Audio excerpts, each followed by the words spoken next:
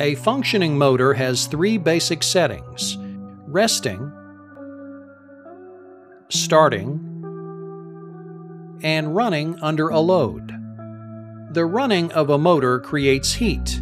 For the most part, this heat buildup is harmless, but if the heat reaches high levels, the motor's sensitive functional components are at risk. When a motor is drawing too much current and creating excessive amounts of heat, it is called running in overload. If a motor runs in overload for any length of time, the excessive heat can damage the motor. To protect motors from running in overload, manufacturers typically protect their products with an overload relay connected to the motor starter. When an overload relay trips, it opens contacts within the control circuit, stopping the motor.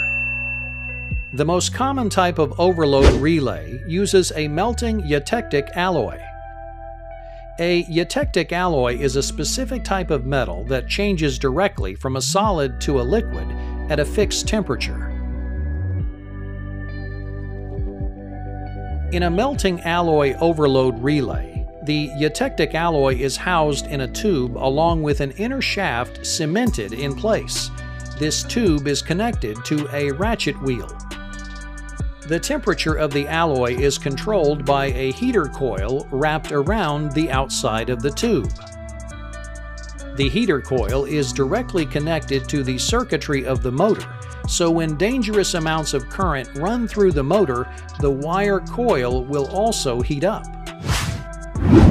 When the heater coil gets hot enough to melt the inner eutectic alloy, it indicates that the motor has reached a dangerous overload threshold. At the elevated temperature, the alloy will instantly turn from a solid to a liquid, allowing the inner ratchet shaft to turn freely. When the wheel turns, it releases a pawl previously engaged in one of the cogs of the ratchet wheel. This pawl is connected to a spring-loaded contact fixture, such that when the pawl trips, the contacts automatically open and stops the current flowing to the motor starter.